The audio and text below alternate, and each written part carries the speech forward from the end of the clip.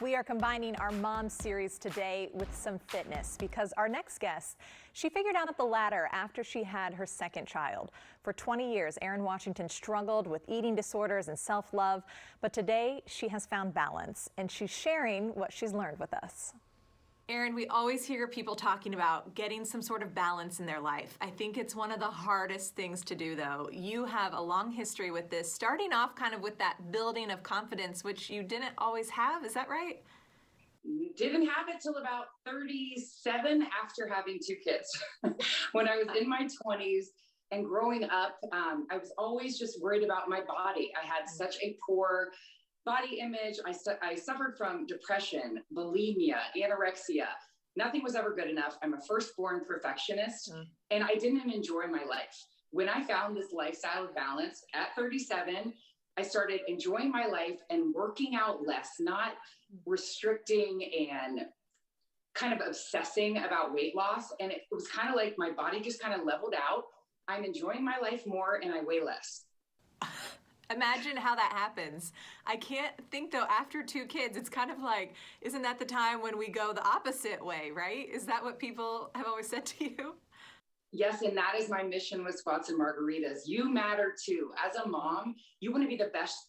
You want to be the best version of yourself for your spouse, for your kids. And for me, when I wasn't in my best body, I was just constantly frustrated. It was like just this agitation that I'm working out so hard, I'm not losing weight, and I wasn't the best mom and the best spouse. It was almost like I was taking out my frustrations on them.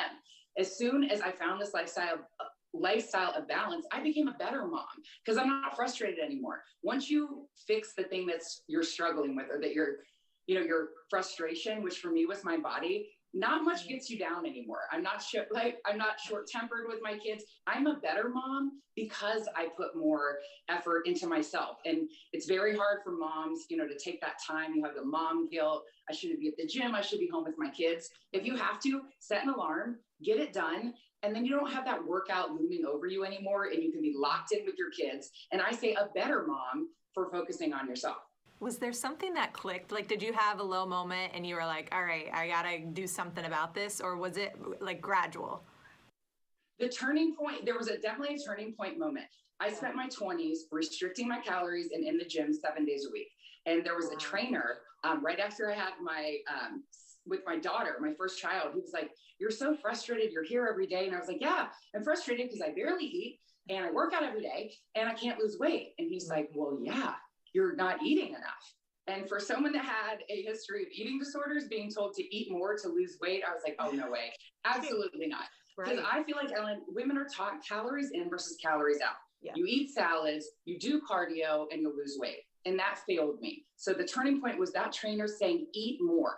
And when I started doing that, I turned back on my metabolism. My body was essentially starving. And I wanted to write this book, Squats and Margaritas, for the woman who's working out and not seeing results, living her life frustrated because she feels like she's putting in the cardio, barely eating. Your body will turn off if you do that. And I know it's what we've been taught as women, but there's a better way. And when you eat more often, you will see your metabolism turn back on, you'll be hungry again, and then you'll lose the weight. Not to mention, it's so frustrating to keep track of what you've been eating all day and stepping on the scale, and like all the numbers can really get you down very fast. Yes, and it was like for so long, that number on the scale was my value. Like if I had gained, I was having a bad day. And if I had lost even a couple ounces, it set my mindset. Step away from the scale.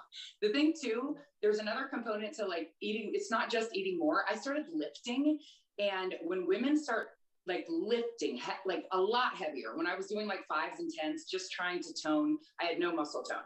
Women shy away from the weights because you think you're going to bulk up. Your body will not do that naturally. And when you start eating more and lifting heavy, you will turn back on your metabolism. You may weigh more. I probably weigh more than I did, but my clothes are smaller because muscle is like more compact. Stop thinking about a number on the scale, get off the scale, lift heavier, eat more often, and watch your body change. Get off the scale. I love that advice. There is so much more to Erin's story. You can learn more about her from her book and her podcast. Both are called Squats and Margaritas.